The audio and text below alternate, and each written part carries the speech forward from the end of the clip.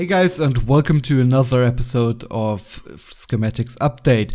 This time we want to talk about the recent released Spooky DLC pack. First of all, we start by introducing ourselves. I'm AdfoTV, I'm hosting the show today. You can find my stuff on YouTube and Twitter. Hello, I'm BlindIRL. I stream a lot of management games on twitch.tv/BlindIRL. Hey, I'm Bear. And hi, I'm Fog. I tweet, stream, and upload videos from time to time. I think there's something to announce. There is, yeah, I think so. So yeah, I'm part of this wonderful family that is Schematics now.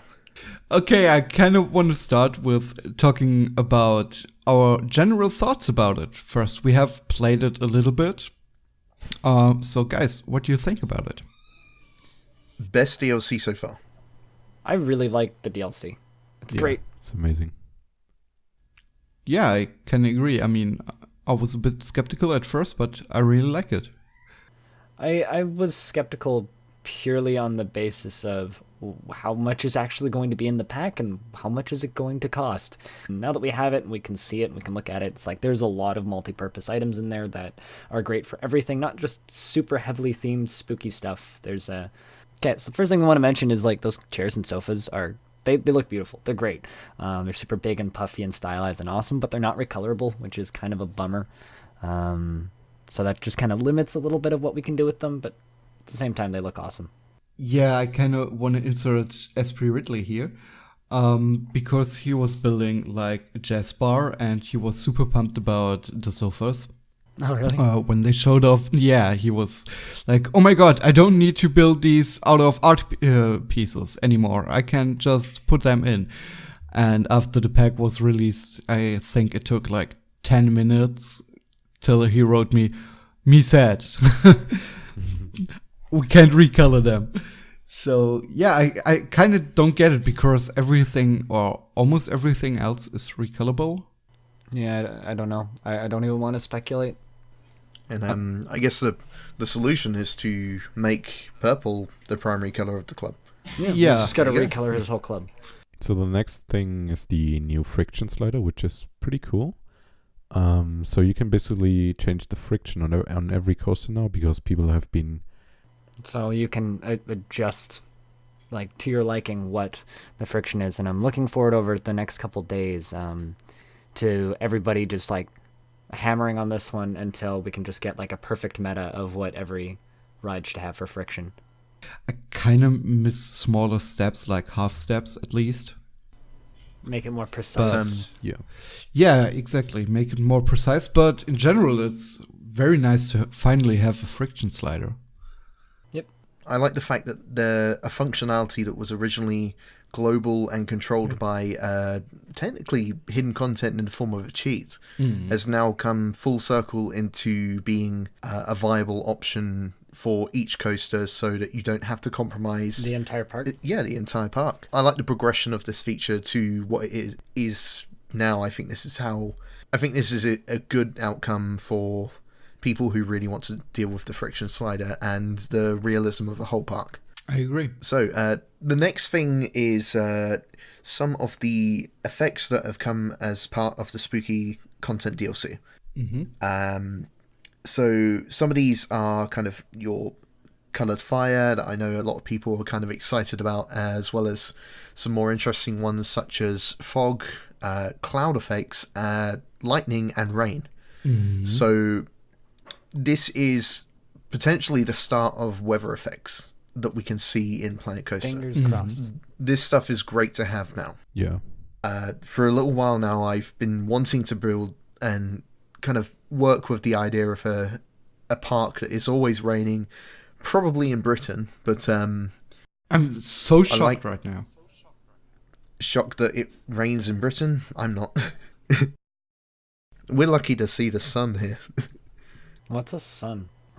I hear they have those in Elite. I hear they have them in the equator. But it's potentially the start of weather effects, and I like the idea that we are able now to have specific locations with weather effects. So you could potentially have a ride which is almost going through seasons, going through weather effects, where one part is raining, one part is kind of a little bit windy, maybe one's in like a fall or a spring kind of feel. Yeah. So I really should do that idea before someone jumps on that now. Also talking about the rain piece, like the VFX, that didn't really decrease my performance at all. Great to see, so I hope they implement it like a normal weather thing God, I hope so. for the whole map. I think in general the particles that have come with this pack are not really too intensive on the PC. And they all look incredible, which is kind of a strange outcome that they've been able to make these great particle effects and not compromise on performance. The best part about a lot of these effects is loads of them are absolutely recolorable, so you can completely customize them. Like, we got recolorable fire, we've got dripping slime for some reason, we have tiny little spiders which aren't recolorable, but there's multiple different steams, there's smoke, there's like... I think we all love the pink fog effect and the pink smoke effect. I was making rainbow slime, so I mean... When I played around with the new pieces, the first thing I did was making the fog and the smoke pink. And after I was like finished, I watched a little bit of Fog's stream and he got it as well in pink. And I think when I checked out your stream, Blind, you had it in pink as well. So I had it purple, specific purple. It was a very deep I got it in red. because smoke on the water. It's deep purple and smoke on the water. It's hands down the best part of the hue scale. Need it be said. When I first checked out the new pieces, I placed them down like next to next, and like defense pieces, I really liked them. And it was like, okay. And I wasn't really fully hyped because I always were like, okay, but they're going to be overscaled as always, right? And then I placed down the archer, the infamous archer, to check scale, and the pieces were on point. Like I'm talking about the non-grid pieces, all of them, and the furnitures and stuff, and they are all on scale. I was kind of afraid when I saw the screenshot of the pumpkins on the stairs. At first I was like, they look a little bit big, but turns out there are two sets, and one with lighting effects and one without, and come in all sort of scale. I was going to weigh in. I do like the number of pieces we're getting, which are to peep scale, as you mentioned. It really kind of helps with aspects of realism and setting scale in comparison to other things. Yeah. I think a lot of the pieces are really nice because they're which kind of gives more people who want to do kind of a realism project more avenues and more pieces. I think the only thing that I was slightly concerned with the scale was going to be the scarecrow, but because it's kind of like a larger than life figure as it is, you can kind of get past that. But I guess the scarecrow is in scale to the crows, which is the next point. As I saw those crows we have as pieces now, I instantly thought about placing them on buildings. Just gets another point of realism or a little life into buildings. I mean, we have the feature that pigeons, I think, can land on scenery pieces, but it rarely happens and doesn't really look as immersive. And I think like placing a few crows on a building can add a lot more detail and life to it. So, but sadly they aren't really on scale. They are a little too large. I understand that it was made for the dark rides, but I would have loved if they made some smaller ones of those too. Yeah, same for the rats. I mean, same issue in air quotes. Like Bear said, I mean, they're definitely made for dark rides, so it's totally okay. You can use them for anything else as long as you go for realism, because they are way too big. I mean, have you seen them? They couldn't eat a kid alive. Maybe Frontier Dev is just really scared of crows. Maybe we should find out. Yeah, brings a new meaning to the term murder of crows. But I really want to talk about another thing that comes with the update, and that's crows. The trash bin. No, the trash bin. Oh my god, I love it.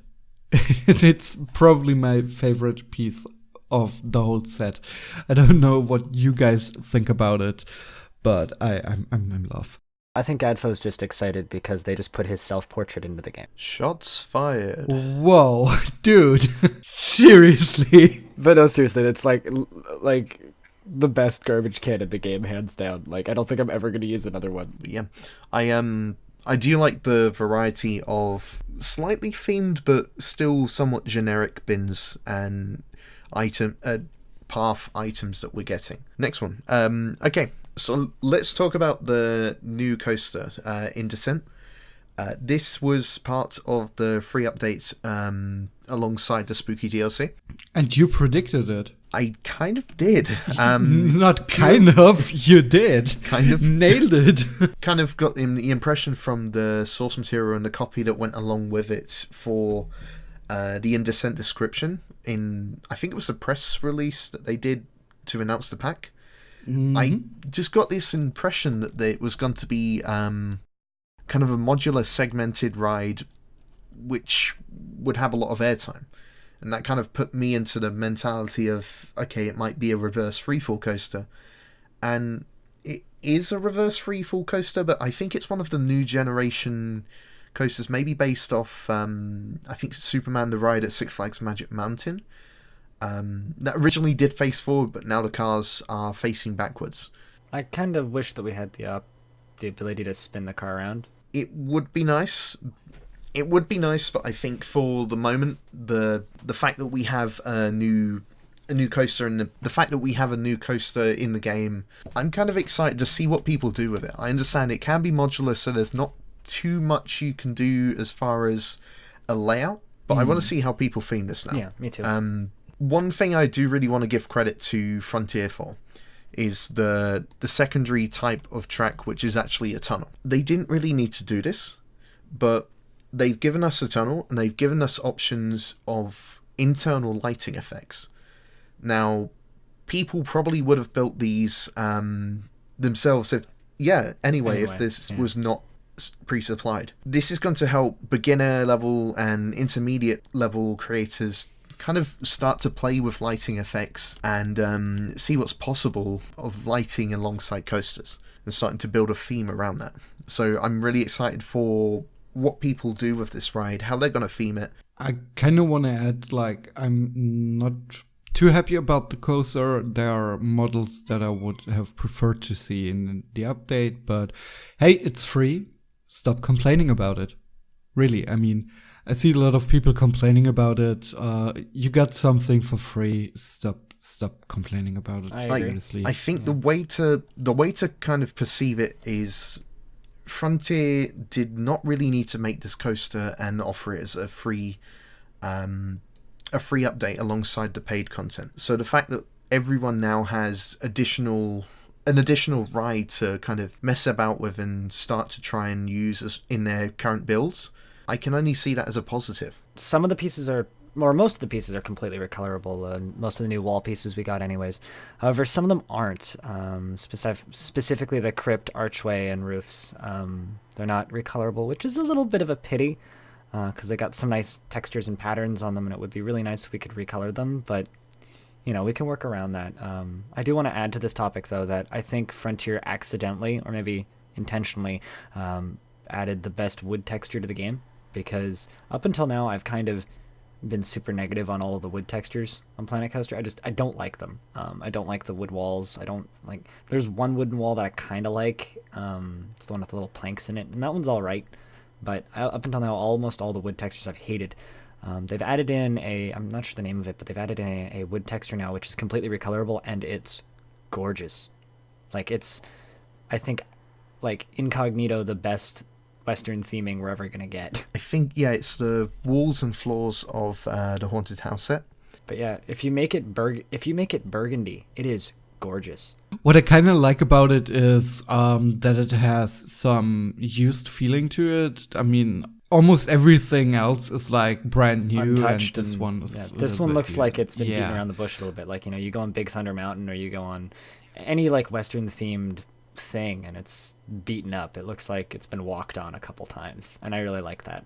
It's a nice look. I agree. About the archway, real quick, I was kind of surprised when I saw that, because every other piece of the wall pieces of the crypt set are recolorable. So why not the archway? I don't know if it's a bug or they forgot about it. I really don't know, but it's surprising, yeah. Just shout out to the texture and modeling crew. Not only is this update absolutely incredible and just incredible in scope, this just specifically this wooden texture that they've managed to create, they've managed to give depth without adding poly count. So this is literally a flat texture, but it really looks like it is actually beveled in places. Shout out to the sound design crew. And like Bear said, really, the sounds they added are amazing.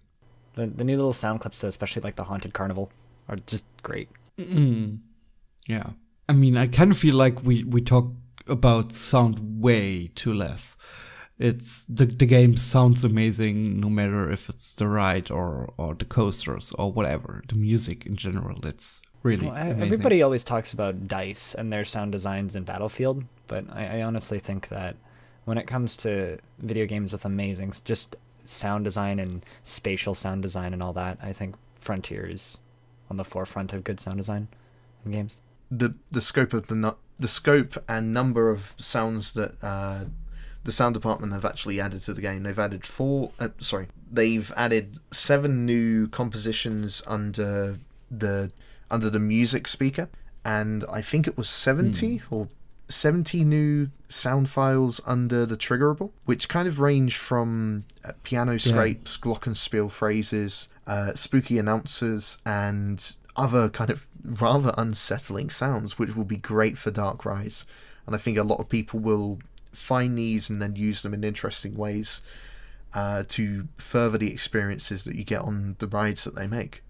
We talked a little bit about the haunted house walls already, but I kind of want to point out the roofs. I love these roofs. They really don't give me a haunted house feeling, but more like a Main Street feeling, like USA Main Street.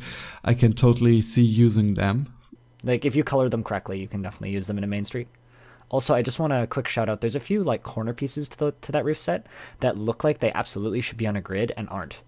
So, shout outs to that. I really, really, really like that. I think that we need to... I would have loved to see them in a slightly smaller version off-grid as well, like the normal roof piece. That's probably because I like to build off-grid, but I don't know. Could have worked for other I totally agree. Yeah, as well, I that's guess. another thing that I have on my list. I would love to see more smaller pieces and off-grid as well. 2 new tracked rides were added as part of the Spooky DLC. We have the Hoax, which is, for me, a little bit reminiscent of the Haunted Mansion ride from Roller Coaster Tycoon 2. This is kind of your two-person single trolley mechanism that also has spinning functionality in a similar way to some of the It's free spinning. Like the free spinning coasters. Also, this thing, you can elevate and have drops on this thing, and it goes. It really goes. I think it's just rolling, more or less. Like, maybe need to up the friction if you want an aspect of realism to kind of keep the speed under control. But it's a really cool ride, and I think we've kind of been waiting for something similar to this. We had the sleigh ride, and we had the let's call it the Magic Cat ride. This is kind of a little bit more generic. It's a little bit different in functionality, but it's also got to be quite useful for more generic kind of platform rides. As well as that, we also have the Huntsman, which is, let's say it how it is, it's an Omnimover. It's a tracked ride which you can actually control the roll, pitch, and spin of the car as it moves along the track. Combine this with all of the incredible haunted scenery. It's a matter of time before someone creates the Hogwarts ride. Right, guys? Oh yeah, I think definitely. it's probably happening. And I'm really looking forward to it. Someone's probably making it as this goes live and as we speak, which is exciting. I can't wait to see it. The thing about the Hoax, I really like that it's more generic than the Huntsman. On the other hand, I don't really like the system behind it. Like, it's freely rotating if you set it off. I kind of wished we had a little bit more control, like with the Huntsman. So you were kind of looking, you're kind of in hopes that it would behave a little bit like the kind of spinning coaster, which allows you to have some functionality on what way people face on the ride. Yeah, basically like the 4D coaster and also the Huntsman use that you have. You can set waypoints and adjust the rotation of the seats, so you can force them to look in a certain direction you want them to look. Right now you have to build it with like curves and stuff and hope or calculate, whatever you prefer, to have it rotated in the right direction. Like a way to almost keyframe where you want the riders to look. Which does bring me kind of conveniently over to why the Huntsman ride is going to be useful for me. I have started trying to mess around with cinematic stuff in Planet Coaster. Like, it's possible to use a Xbox controller to kind of control the movement, get fluid camera movements. But as of late, I've been using spinning rides to face in a certain direction, which would give me a moving constant speed shot. The Huntsman is going to replace that, because you guys would probably see a new OmniMover ride. I see a camera gimbal. So they took out the test mode for the transport rides, which I understand mechanically why they would take that out, because it's not necessary, but I don't ever open my parks. I was legitimately considering making a dark ride using a train. I can't test it now. That's going to suddenly become very difficult. I'm going to have to open up my park. I'm now constantly be having to manage guests going through the park while they're getting onto the train and riding the train through a potential dark ride situation. And that's just kind of a bummer. For me, it's yes and no. Yes, I can see the point why you don't need to test it, because the ratings won't change anyway, no matter what you build, basically. On the other hand, we have no collision. So right now, if we have no collision turned on, we can see if what we are building is interfering with the trains or the monorail, if we can't put it in a certain point without opening it. So, that's kind of strange. It also makes playing with potential triggers Yeah, for the you train can a test pain in the that. arse. Right, exactly. On the other hand, I kind of like that they added the feature that you can add trains to it without closing it down. So that's definitely a plus, but yeah. One thing I will say about the adding trains without changing the ride situation is maybe that could be employed in some of the management modes. Oh, absolutely. Let's say you don't have many new guests coming through, or not many guests using it. You could reduce the number of trains, and at peak times, then you could probably increase it. So I think there's kind of a nice level of management aspect to that, and I'm wondering whether the community will consider using it as such. Hard to tell, because I don't play around much with the managing mode and scenarios, but I just have the feeling that I would kind of ignore it if it doesn't cost too much. Yeah. I mean, for min-maxing I can see it, but I don't know. It kind of makes our life a little tricky while making the management a little less tricky. I don't know. I don't like the change. So let's just do a real quick disclosure here. I think myself, Adfo, and Freethebear all got codes for the DLC, and Fog paid for it, correct? So let's figure out, is it worth the price? The currently in the States it's $10.99, and Same for Euro. $10.99 in Canada is about, from US to Canadian, is about $13 right now. So we're paying about $3 more for this DLC. For a comparison, in UK at the moment it is £8. Yep. And, which I think is cheaper than than the 3 old packs put together that they put out with the movie packs. That is correct, yes. All 3 packs would come to about £6 for comparison, let's say. The Wasn't pack it around 12 itself is euros? $10.99, and Or for 11? the movie themed packs, it's around €9 combined. So it's a little bit more, which is okay in my opinion. I mean, it's like you said, we got codes for it, so it's hard to tell if it's worth because we didn't pay for it. I would pay the $15.99 for the DLC, but I kind of feel like Australia often does. They just kind of look at the price and go, well, shit. Like, I'm getting screwed because transfer rates are down. You know, they probably decide, at least for Canada, they probably just decided the price a while ago, back when our dollar was lower. This patch has more items than any other patch they've ever put out. Like, this DLC has more items than any patch. And more of them are of high quality and high amount of use than anything else they've ever done. So, absolutely, it's worth it. I think I agree. It comes down to the prospect of how much you plan to use this. If you were looking at some of the previous packs, like the Monsters, and thinking, I really would like a pack dedicated to more Halloween and more spooky items, so I can make even larger dark ride with spooky elements, this is the pack for you. There's 227 scenery items, 124 building pieces, 2 new rides, hats as well, and King Ghost. So many animated things. There's 46 animated items, 18 special effects, and 31 scenery items with billboard functions. That's the... Plus all the music. Including, yeah. Yeah. I'm just going to rattle off Also, a couple more numbers. Sorry, you go on.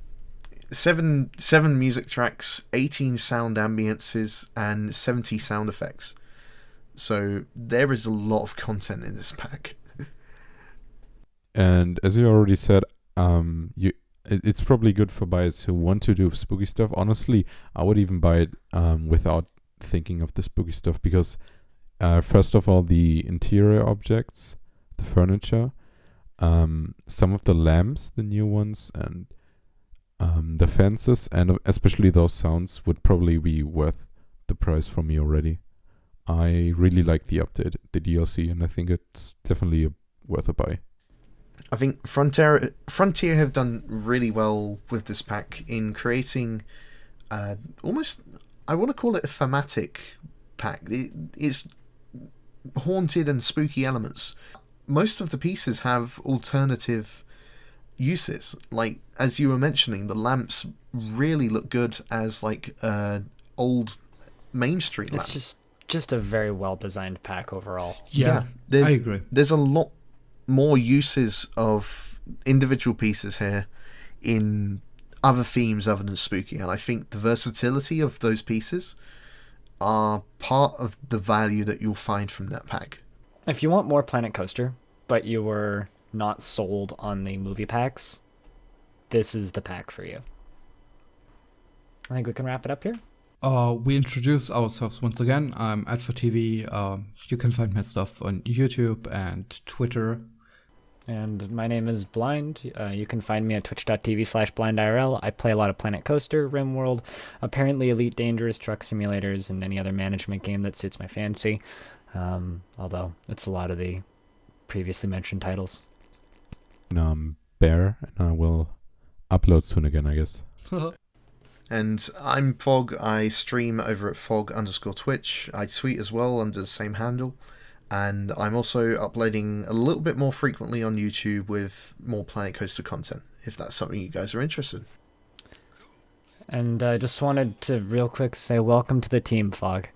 Yeah, It's good to welcome have to you. the team. It's a pleasure to be here, and thank you very much for the opportunities. Yeah, Sure welcome. thing. So, for our viewers out there and listeners, thank you for listening and viewing our little video. And let us know in the comments, have you bought the pack? What do you think about it? And if you don't have bought the pack, why didn't you? And yeah, just let us know what you think about it. And let us know the let us know the best color of the fog, and Red. it's got to be pink, right? It have to be, yeah. So thanks again for listening. See you next time. Bye. Bye. Bye.